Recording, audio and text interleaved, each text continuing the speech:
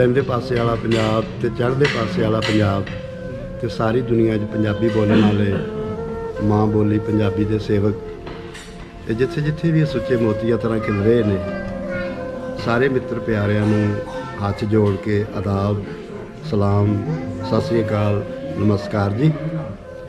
बेलियो मित्रों वीरो पंजाबी दे सेवकों जिहड़ी इस वेले चढ़दे पंजाब च यानी कि हिंदुस्तान दे पंजाब दे विच जिहड़ी किसानां ते वापर रही है, जे तुहाडे दिल दे विच कुछ दर्द होवे अपने भरावां दा ते तुसीं तड़फ उठो। असीं ते इत्थे लहिंदे पंजाब लाहौर दे विच बैठे तड़फ रहे हैं। ए राह दे विच साडे दीवारां ए बाड़ां ए सरहदां ए बार्डर ना होण ते असीं उड़ के पहुँच जाइए अपने पंजाबी मित्र प्यारिਆਂ कोल ते उस हाहाकार दे विच असीं अपना भी हिस्सा पाईए। एक छोटी जी कविता दे राहीं मैं चढ़दे पंजाब दे मित्रां नाल सांझ कर रहा। खादम चिश्ती दी नज़म है, उहदा सरनामा है बेरी दी छां।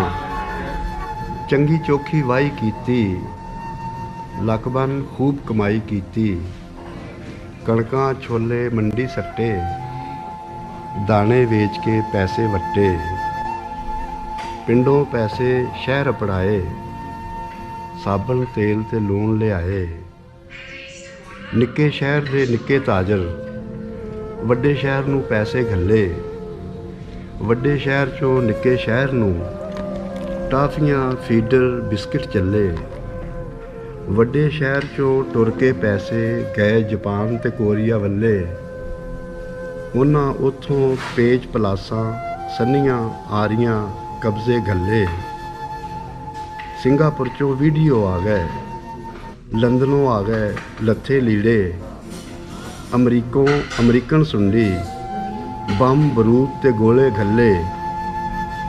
शहरां वालियां पिंडां नूं मुड़ रंग बरंगे दारू घल्ले, मुड़ दाने टुर गए शहरां वल्ले ए दारू रह गए साडे पल्ले। वेचे बड़े ने नरमे मूंजी पर हले भी साडे घर दी पूंजी, आ हिक बलद ते हिक घड़ा पे ओहो ही खंघ ते ओहो ही ताप पे। कुल सरमाया मेहनत दा बस खादम मरला थां बचदी ए, आ हिक कटोरा लस्सी दा ते हिक बेरी दी छां बचदी ए। जींदे रहो जी।